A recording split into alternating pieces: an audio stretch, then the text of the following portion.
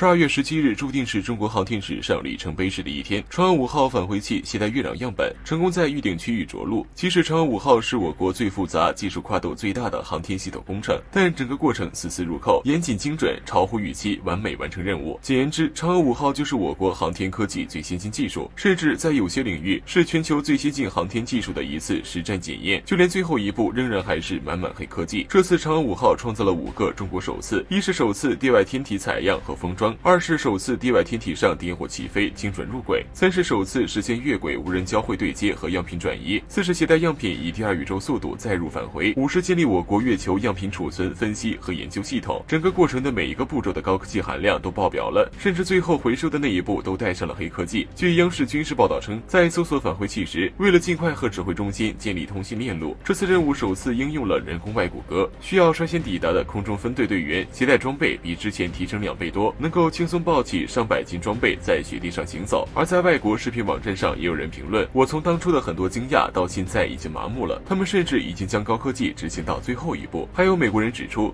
最近中国外骨骼新闻太多了，已经发展到这种地步了吗？事实上，在1周前，央视也透露，在海拔5000米的西藏阿里地区，边防士兵装备了最新的单兵外骨骼装备，而且非常轻巧便捷，在高原地区背着很重物资也没有影响速度。据悉，穿戴这款装备后，在人员行走时能为肩部减重30%，站立时减重50%。有士兵表示，在背上20斤物资后，重量全部在外骨骼上，不会放到身上。而在8月份的时候，也有报道披露，解放军女护士穿戴外骨骼后，能够轻松背起140斤重的伤员小跑。据悉，最近频繁投入使用的外骨骼是由中国兵器工厂208研究所研制的，是我国唯一轻武器专业研究所。而在外骨骼投入高原使用后，该研究所还有后续大规模订单正在预定中。最近中国科技大爆发，可以预想未来将会有更多科技出现在我们的日常生活中。有趣的是，其实嫦娥5号搜索现场最后一步有点土，由于返回舱内部的推进剂还有剩余，为了避免冻住不好排出，所以嫦娥5号贴满了暖宝宝，还是熟悉的味道。最高端的设备往往只用最朴素的保温方式。不过嫦娥5号不是终点，嫦娥6号、7号、8号、小行星探测、火星取样返回等任务也在紧锣密鼓安排中。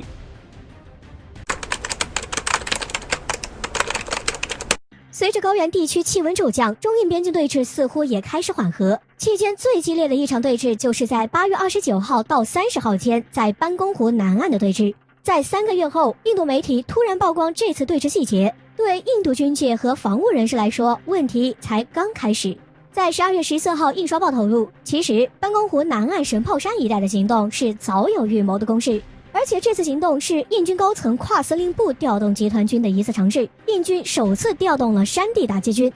这支部队是国防参谋长拉瓦特一手组建的17集团，和驻扎在边境的14集团军没有关系。当时第17集团军接到密令，在1天时间内调动。由于担忧被中国卫星直升机侦察，只有少数精锐跟随军长前往一线，在1个月内接连向一线调动装甲兵、炮兵等4万人，并最终计划在8月29号一举发起攻势。当时有很多分析人士也很迷惑，这场在谈判期间展开的冲突过于突然。当时印军进攻意愿很是低迷，印媒复盘对峙表明，当时解放军遭遇的对手另有其人。17集团前往解放军监控点试图拔点，胜负如何外界不知，但他们向媒体报捷后又撤走了。当时印度各大媒体打造舆论，强调外科手术打对峙细节，也暴露出一个事实，那就是对于莫迪而言，最大的危险不在边境，而是军舰内部。之前印度3军各成系统，各自为政，到去年印度才宣布设立所谓的国防参谋长职位，也就是组建17集团军的拉瓦特。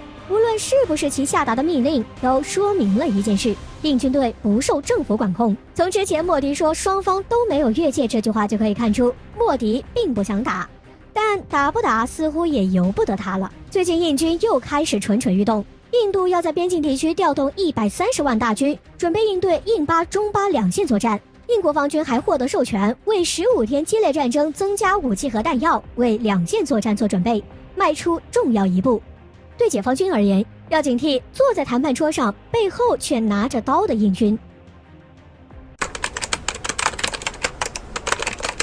目前世界上能自主建造隐身五代机的国家，也就只有中美俄3个国家，因此 F-22、F-35、歼20和苏57之间经常被拿来比较。最近苏57和歼20又被拎出来比较，印度专家更是得出一个惊人结论。据俄罗斯援引印度专家曼西耶阿斯坦汗的话称，如今苏57唯一客户是俄罗斯国防部，他们订购了76架这款战机。虽然飞机有很多问题，但是苏57有着难以置信的机动性和运载高超音速导弹的能力。一般外界认为中国飞机歼20在隐身方面有优势，但是机动性仍然存在问题。但是印度认为，其实歼20隐身也有问题，因为印空军已经用4代机苏30 Mk2 飞机的雷达至少2次监测到歼20，但这事实上早已经辟谣了。当时印度某高管称，依靠现有雷达能在几公里距离上发现歼20战机，但这距离不是目视都可以看到吗？紧接着印空军说，中国空军歼10、歼11和歼20曾在高原训练被苏30雷达发现，但是歼20训练都需要挂龙波透镜，一个放大自身雷达信息的东西。话说回来，印度这位专家还得出一个惊人结论，即使歼20配备了先进航发，苏57仍然比歼20更具优势，更何况俄罗斯已经准备为苏57配备更加强大的发动机，印度退出与俄罗斯的 FJ-FA 联合计划简直是个大错误。分析称，印度国内曾多次对苏57提出质疑，认为其充其量是4代半战机，不然对苏57大夸特夸，无非是也想拥有苏57五代机，好在边境抗衡中国。而俄罗斯军迷也早就看出印度人的心思，新闻底下有人评论，很简单，印度五代机计划肯定又搞砸了，而美国人不答应出售 F-35，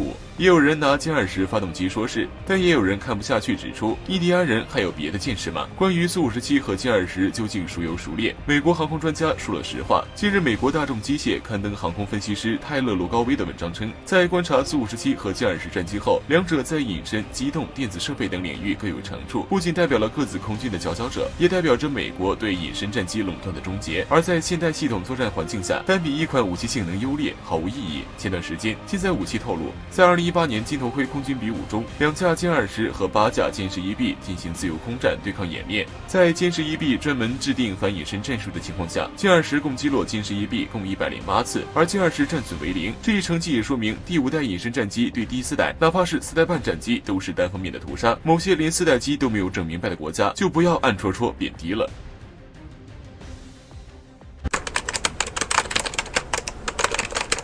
近10年来，解放军海军迅速崛起，现在已经拥有2艘航母、052万吨驱逐舰、052C、052D、075两栖攻击舰为代表的先进大型舰船。而目前我国周边海域局势不容乐观，美国已经联合盟友拉开了大网，中国海军发展更是迫在眉睫。但是最近解放军的一笔军购引发讨论，而外界开始关注一款被严重低估的中国舰。前段时间，俄媒曾披露，解放军准备增购20艘054A 型护卫舰。既然增购，就表明054A 的路子是对的，同时也表明我国周边局势确实已经刻不容缓。事实上，由于055型大驱、052D 驱逐舰以及075舰太过耀眼，054、054A 系列的护卫舰一直被外界严重低估，但它却正深刻改变解放军海军面貌，从近海防御海军扩展到蓝水海军，直接威胁到第2岛链。其中担任外围支援的054A 型护卫舰角色十分重要。最典型的例子就是在2016年危机时，美军除了航母，仅剩下操作成本高的万吨宙斯盾驱逐舰能操作，而解放军有成本低、操作效率高且火力强的054A 型护卫舰前去对峙。由于数量众多，054A 型对美军和西方介入势力的围剿优势开始形成。在近些年也经常看到054A 巡航和抵近军舰对峙的画面。同时，日韩也都有相应的经济造舰计划，西太平洋上造舰竞赛再次拉响，数量众多、占据绝对优势的054A 也已经掀起波澜。西太各国开始用护卫舰竞争的趋势，似乎从以往比拼高科技、点状火力的趋势，重新回到冷战时代比拼数量的方式。美国国防部公布的2020中国军力报告也强调，中国海军舰只多达350艘，超过了美国的293艘。而从2015年开始，最后一艘佩里级护卫舰退役后，美国海军再无现役护卫舰，主力舰全是清一色的盾舰、阿利伯克级驱逐舰、提康德罗加级巡洋舰。但是这些盾舰也需要执行以前护卫舰的任务，比如护航和自由航行等。但让价值数十亿美元的盾舰去执行数亿美元护卫舰就能执行的一系列打杂任务，实在是浪费。同时还会让舰队疲惫不堪，折损军舰寿命。而而在战略局势演变的背景下，耽搁5年后，美军又开始奋起直追，紧急启动星座级护卫舰的建造。虽然以美国海军造舰技术，星座级护卫舰出炉不会是很大难题，但这只是迈出一小步，因为美海军的政绩问题却不能根除。美军表象是船不够，但核心确实缺钱。由于美国去工业化、现代电子设备发展以及腐败，导致美军建造价飞涨，远超军费涨幅，进一步压缩舰队规模。在这场类似于冷战竞争中，美国设下的圈套却让自己在其中无法自拔。